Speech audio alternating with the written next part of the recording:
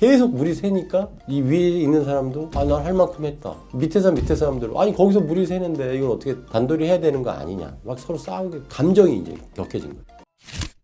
그 요새는 아파트 애들 많이 사시죠. 아파트에 많이 사시면 이제 층간소음 문제 이런 게 많고 막 심지어는 살인까지도 뭐 일어나는데 사실 층간소음이 발단이 된 것이고 층간소음이 문제가 돼서 사실은 서로 다른 어떤 감정적인 뭐 언사가 오고 가거나 그래서 이제 그게 아마 발단이 되는 그런 경우가 오히려 더 많습니다. 그래서 이런 공동주택이라고 하는 거기서 살면은 서로 양보해야 하고 이해해야 될 부분들이 또 있습니다. 분명히 있어요. 지켜야 될 예의도 있고요. 왜냐하면 어떻게 보면 닭장같이 오밀조밀한 데서 사는 거잖아요. 그렇기 때문에 조금 희생해야 되고 양보해야 되고 참아야 되는 게 있는데 그런 게 이제 못 참게 되면 분쟁이 생기고 막 소리 측정해가지고 몇 데시벨이냐 해가지고 막 손해배상 청구하고 그런 경우까지 있거든요.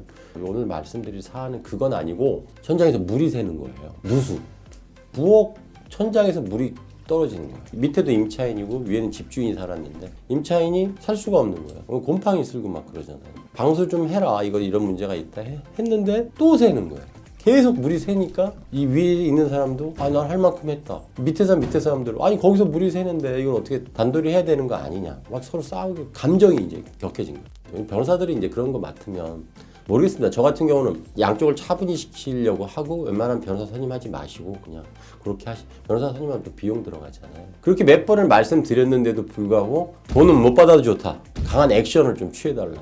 그럼 좀 변호사 선임료를 받고 맡았단 말이에요. 감정을 해봐야 되잖아요. 물 새는 거. 근데 이제 재판부에서도 이거는 이제 이웃 간의 문제고 하니까 조정을 한번 해보세요. 그래서 간단하게 한 100만 원도 안 되는 돈을 주고 이제 감정을 했는데 역시 물 새는 원인은 위층에 있다라고 결론이 나왔어요. 많이 양보하고 했는데도 위에 사람은 50만 원 이하로 주겠다는 거예요. 여긴 뭐 손해가 더 크긴 큰데. 그래서 몇 번 설득을 하고 했고 또 조정위원도 설득을 하고 저도 말씀드리고 아니 선생님 이건 이렇게 돼서 이렇게 하는 게 맞습니다. 근데 말을 안 들으시더라고요. 다행히 몇 번 더 수리를 한 다음에 그다음에 거기서 이제 물 쓰더라도 이제 어떻게 되는지 여러 가지를 봤어요. 근데 어느 시점부터 이제 그런 결로 현상이나 이런 게 안 생기고 해가지고 그럼 이제 됐다. 근데 그게 좀 시간을 가져 보니까 밑에 사람도 그냥 됐고 그냥 마무리해달라. 그래서 100 얼마를 받고 그 마무리를 했는데 이제 감정이 안 좋으니까 100 얼마고 언제까지 넣으라고 했고 그 다음 날부터 이제 연 12%, 15% 이게 손해배상이 붙거든요. 안 주면. 그래서 얼마가 좀 더 붙었어요. 한 2만 원인가 더 붙었나 근데 이분이 또 2만 원을 안 넣은 거야. 그러니까 그쪽 사람은 그 얘기를 하더라고요. 저한테 받으려고 한 게 아니라 그 사람은 그 돈도 늦게 내면 그거 더 줘야 되는데 그것도 안 되고 딱 120만 원만 넣었더라. 그래서 받아드릴까요? 그러니까 됐습니다. 뭐 2만 원 됐습니다. 그래서 이제 120만 원 받으셨는데 좀 그렇잖아요. 이거 뭐 너무 아무리 화가 나도 그렇게 하기로 해서 합의가 됐던 거니까 전화해서 제가 직접 전화하지 않고 이제 사무실 직원분이 전화해서 선생님 이거 2만 원 더 넣어야 됩니다. 그리고 이제 직원분이 그냥 슬쩍 그 얘기도 하셨죠.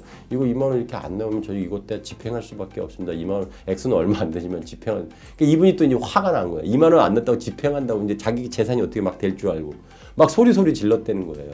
그래서 됐습니다.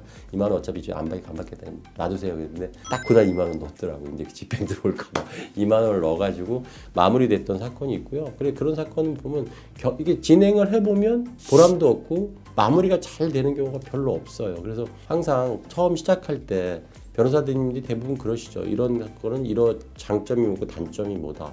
이렇게 해서 사건이 어떻게 된다 이렇게 말씀해 주시는데 요새는 또 변호사 수도 많아지니까 오히려 그냥 그런 사건들이 다 어떻게 보면 이제 경제적 관점에서만 바라보게 되면 막 어떻게 보면 사건을 부추기기도 하잖아요. 그냥 안 하고 넘어가도록 유도를 해야 되는 어떤 변호사는 또 공익적인 역할이 있으니까 이런 것들은 항상 그런 문제가 생겼을 때는 한 번만 더 생각하시고 항상 이 공동주택에서 사실 때는 참으셔야 되고 희생하실 부분이 있고 인내하실 부분이 있으니까 꼭 명심하셔서 안 싸우는 게 제일 좋다.